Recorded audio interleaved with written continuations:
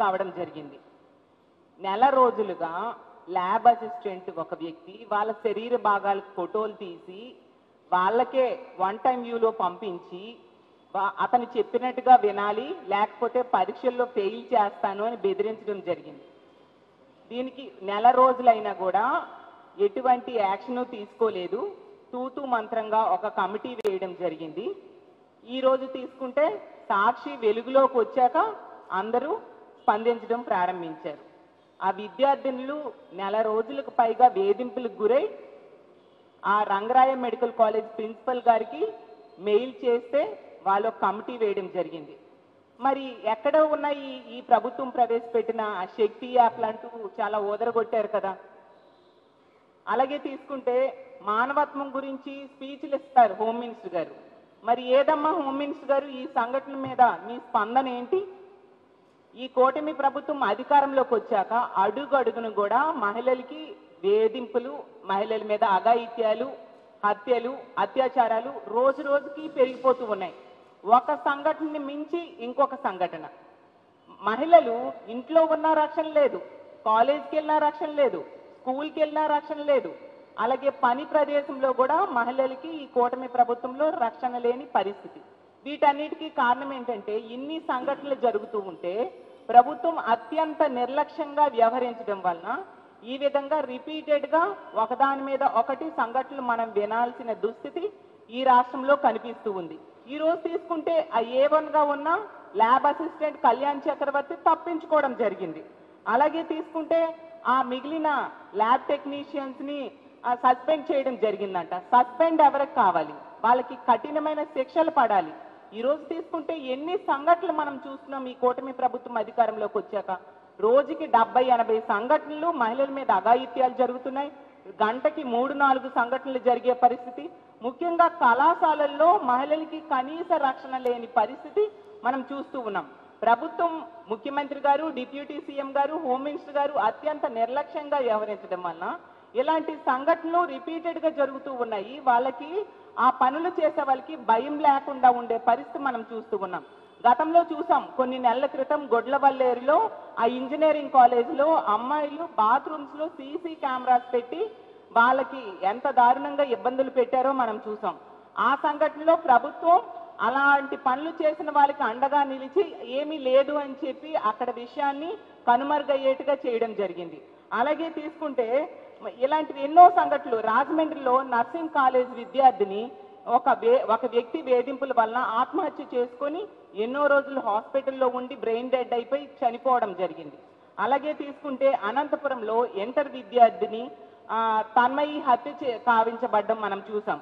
అలాగే రాప్తాడులో తీసుకుంటే 14 సంవత్సరాల దళిత బాలికను 14 మంది టీడీపీ కార్యకర్తలు 6 నెలలుగా గ్యాంగ్ రేప్ చేయడం జరిగింది. ఎంత దారుణమో! ఎంత ఘోరంగా కళాశాలలకు వెళ్ళే బాలికలకి రక్షణ లేని పరిస్థితి. ఎందుకు ఇలాంటి పనులు వీళ్ళు రిపీటెడ్గా చేస్తూ ఉన్నారు అంటే ఇన్ని సంఘటనలు జరుగుతూ ఉన్నా ప్రభుత్వం వాళ్ళ మీద కఠినమైన చర్యలు తీసుకోని పరిస్థితి. హోమ్ మినిస్టర్ గారు ఎంతసేపు స్టేట్మెంట్స్కే పరిమితం, లేదా జగనన్నని తిట్టడానికి ఆవిడ పరిమితం అవుతున్నారు తప్ప ఇలాంటి వాటి మీద యాక్షన్ తీసుకోని పరిస్థితి. ఇప్పుడు కాకినాడ సంఘటనే తీసుకుంటే ఎంత దారుణం అంటే పవన్ కళ్యాణ్ గారు, డిప్యూటీ సీఎం గారు మహిళల రక్షణ కోసం ఎన్ని కబుర్లు చెప్పారు. తాట తీస్తానన్నారు. మహిళల మీద ఎవరైనా చేయేస్తే తాట తీస్తానని చెప్పిన విషయం ఈ రాష్ట్రంలోని ఏ మహిళ కూడా మర్చిపోలేదు. పవన్ కళ్యాణ్ గారు, మీకు ఒకటే అడుగుతున్నాను మా వైఎస్ఆర్ కాంగ్రెస్ పార్టీ మహిళా విభాగం తరఫున, అలాగే ఆంధ్ర రాష్ట్రంలో ఉన్న మహిళల తరఫున, మీ సొంత జిల్లాలో మీరు మంత్రిగా ప్రాతినిధ్యం వహిస్తున్న మీ సొంత జిల్లాలో 50 మంది మహిళలకు నెల రోజులుగా ఒక దుర్మార్గుడు ఈ విధంగా శరీర భాగాలను ఫోటోలు తీసి వేధిస్తే ఎంతమందికి తాట తీశారు? మీరు ఎక్కడికి వెళ్ళిపోయారు డిప్యూటీ సీఎం గారు అని నేను అడుగుతూ ఉన్నాను. అలాగే హోం మంత్రి గారు, ఆవిడ సొంత జిల్లాకి పక్క జిల్లాలో ఈ సంఘటన జరిగింది, కాకినాడలో జరిగితే మరి హోమ్ మినిస్టర్ గారు మానవత్వం కోసం చాలా స్టేట్మెంట్స్ ఇచ్చారు, ప్రెస్ మీట్లు పెట్టారే, మరి మీకు మానవత్వం అనేది లేదా? 50 మంది ఆడపిల్లలు ఎంత దారుణంగా లైంగిక వేధింపులకు గురయ్యారు కదా, మరి మీరు ఎక్కడ స్పందించారు? ఏమాత్రం స్పందించిన సంఘటనలు ఇప్పుడు చెప్పిన ఏ సంఘటనలో కూడా మీరు ఒక మహిళా హోంమంత్రి అయ్యుండి కూడా మీరు స్పందించినట్టుగా దాఖలాలు లేవు. మీరు ఏం చెప్పారు హోంమంత్రి గారు? కూటమి ప్రభుత్వం అధికారంలోకి వచ్చింది, ఈ రాష్ట్రంలో ఉన్న మహిళలందరూ ప్రశాంతంగా నిద్రపోవచ్చని. ఎక్కడమ్మా ప్రశాంతంగా నిద్రపోతున్నారు? ఈ విధంగా వేధింపులకు, లైంగిక వేధింపులకు గురవుతూ ఉన్నారు. బాత్రూమ్స్ లో సీసీ కెమెరాలు పెడుతున్నారు, అలాగే లైంగిక వేధింపులతో వాళ్ళకి హత్యలు చేస్తున్నారు, అత్యాచారాలు చేస్తూ ఉన్నారు. 3 సంవత్సరాల ముక్కు పచ్చలారని చిన్నారుల మీద కూడా అత్యాచారం చేసి హత్యలు చేసిన సంఘటనలు మనం ఎన్ని వింటూ ఉన్నాం. మీరు ఏం చేస్తూ ఉన్నారు? ఏ ఒక్క సంఘటనలో అయినా మీరు వెళ్ళి ఆ కుటుంబానికి ధైర్యం చెప్పడం కానీ, అలాంటి తప్పుడు పనులు చేసిన వారికి కఠిన శిక్షలు వేయడం కానీ హోంమంత్రి గారు చేశారా? ఆ కుటుంబానికి ఎటువంటి ఆర్థిక భరోసా అయినా ఈ ప్రభుత్వం ఇచ్చిందా అని అడుగుతున్నాను. అసలు ఈ కూటమి ప్రభుత్వం అధికారంలోకి వచ్చి 13 నెలలు కావస్తూ ఉంది. మరి 13 నెలలైనా కూడా ఈ మహిళల రక్షణ కోసం ఎటువంటి చర్యలు తీసుకోలేదు సరికదా. కనీసం ఒక సమీక్ష కూడా చెయ్యని పరిస్థితి మనం చూస్తూ ఉన్నాము. ఒక సమీక్ష చేయలేదు. అదే గతంలో జగన్మోహన్ రెడ్డి గారు అయితే దిశ వ్యవస్థను తీసుకొచ్చారు.